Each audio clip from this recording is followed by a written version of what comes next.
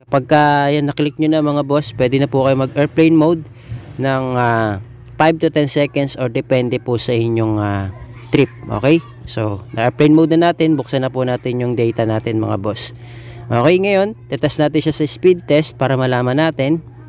Okay? So, wait lang natin mga boss. Okay? Try po natin siya ngayon. So, dapat nasa 15 to 25 ms yung kanyang ping mga boss. Makikita nyo yung download natin dapat nasa 15 pataas pero pumapalo tayo ng 40 plus. Okay, goods na goods yan mga boss.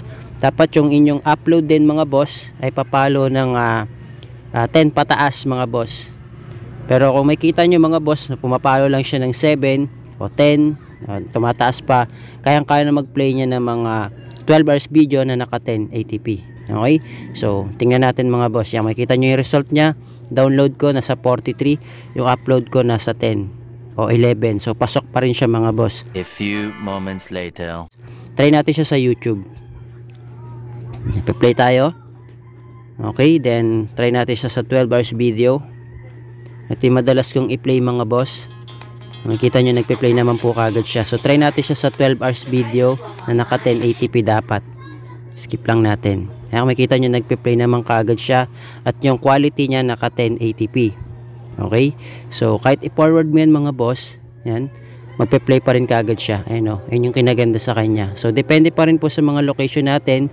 Okay? Nakadepende pa rin po sa location. Hindi naman tayo pare-pareho ng location mga boss. Ayan.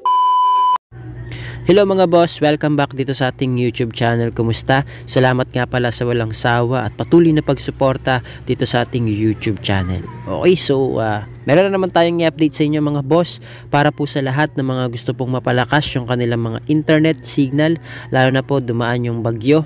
Okay, so kung naapektuhan po yung inyong internet signal, pwede nyo pong subukan itong ating APN setup. Okay, lalo na kung taga probinsya ka, mahina yung signal sa inyo. Okay, so punta ka na lang sa bayan o kaya sa palengke o kung saan man na makakasagap ka ng maganda-gandang signal para masubukan mo itong ating APN setup. Okay, so ako po pala mga boss ay naka-talk and text. So may promo ako na Unli Data. So ako po ay naka-Unli Data. Ngayon kung gusto mong malaman kung may Unli Data o wala yung inyong talk and text SIM, so punta lang po kayo sa dial *123 number sign. Okay, i-call nyo lang po. Yan, SIM mo nyo sa akin, nakasalpak. Kapag ka merong Unli Data dyan mga boss, yan, congratulations. Pero kung wala, pasensya na po kasi selected SIM lang po yung merong Unli Data. Okay? So, ngayon, gagawin natin mga boss, papakita ko po sa inyo yung setup natin. So, punta tayo sa mga settings sa mga phone natin. Connections, mobile networks, access point names, or APN. So, mag-a-add tayo mga boss. Ito yung magiging pangalan niya mga boss. Lagay nyo na lang po Splinter. Sorry, dami. Yan, Splinter APN. Okay, ayan po yung magiging name niya. Click nyo lang po yung okay. So good for all networks to mga boss. Pwede siya sa dito SIM. Yan, pwede po yan kung may setup na po kayo. Pero kung wala pa po kayong setup, ngayon nyo pa lang po nabili yung inyong SIM card na dito, ang gagawin nyo pong setup muna dyan ay internet dito.ph. Yan, para sa mga nakadito yan mga boss na bagong bili lang, wala pang setup na APN. Mapapansin nyo kasi yan pagka bumili kayo ng SIM card, sinalpak nyo kagad sa cellphone nyo, wala pa pong setup yan na APN. Hindi katulad sa mga SIM card natin na Smart Talk and Text. Okay, Globe and TM, meron na po yan. So sa atin dito sa dito, wala pa pong setup yan. Kaya ito yung gagawin nyo munang setup. Okay, so internet.dito.ph. Okay, sa mga nakadito yan mga boss. Pero ito sa atin, sa mga naka-smart, okay, talk and text or SAN, Globe, TM, ganito po yung gagawin nyo. Okay, so ito po yung nalagay nyo mga boss, Splinter.internet. Sorry, ang dami. Internet. Yan yung mga boss, gayahin nyo na lang po yung nasa screen. Click natin yung okay. Tapos yung kanyang username mga boss, ito po, at Splinter APN 2024. Click natin yung okay. Tapos yung password niya mga boss, ito po yung lalagay nyo dyan. At Splinter APN. Okay? Pag ayaw nyo na po, ipa-flash ko na lang po dyan sa screen para makita nyo po. Click natin yung OK. Tapos yung kanyang magiging server mga boss, www.google.com. Click natin yung OK. Then, authentication type mga boss, magiging PAP or PAP. Then, yung kanyang APN type mga boss, lagay nyo po dyan default. Yan, pagaya na lang po yung nasa screen na yan. Lagay nyo na lang po default. Kung pwede nyo i-click or pwede nyo i-type. So, basta nakalagay dyan dapat yung APN type nyo, naka-default. Click natin yung OK. Tapos yung kanyang APN roaming protocol mga boss, naka IPv4, IPv6. Click natin yan. Tapos ganyan din po yung kanyang APN roaming protocol, naka IPv4, IPv6. Then yung kanyang bearer mga boss, unspecified. Bakit po? Para po sa mga naka 2G, 3G, 4G, LTE o 5G. Pwede po yan na specified kasi para sa lahat.